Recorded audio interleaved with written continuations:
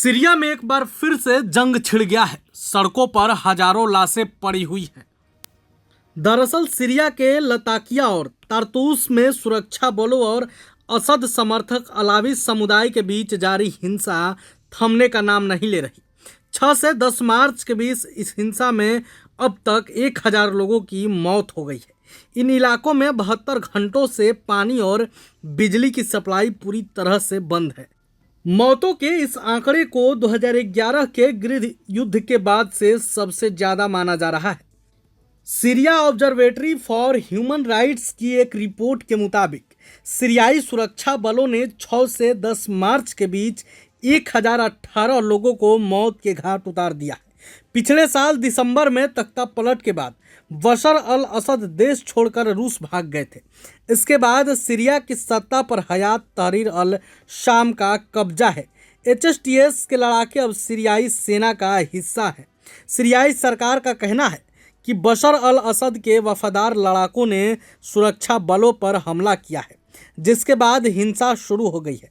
वहीं असद के लड़ाकों ने सुरक्षा बलों पर रिहायशी इलाकों में बमबारी करने का आरोप लगाया है।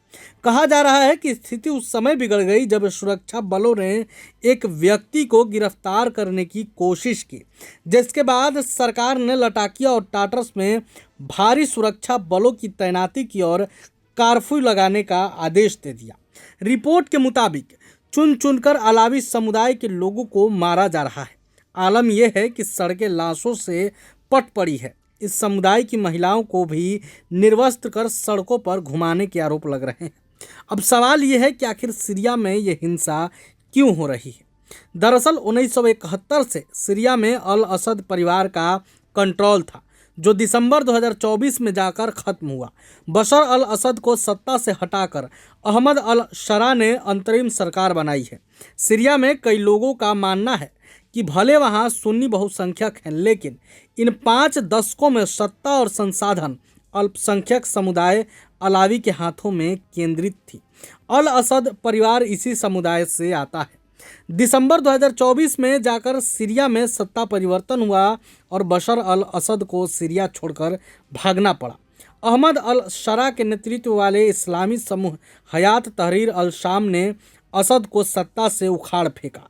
इस समूह की जड़ें अल कायदा की सीरियाई शाखाओं में है। इसे अभी भी अमेरिका और कई पश्चिमी सरकारों ने आतंकवादी संगठन के रूप में लिस्ट कर रखा है।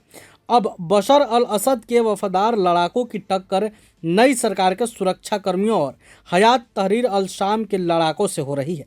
सुरक्षा कर्मियों और हयात तहरीर अल शाम के लड़ाकों ने उन क्षेत्रों को निशाना बनाया है जहां अलावी समुदाय के लोग रहते हैं।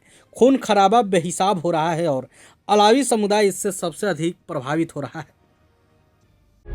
प्रभातखबर.com, विश्वास वही, रफ्तार नहीं।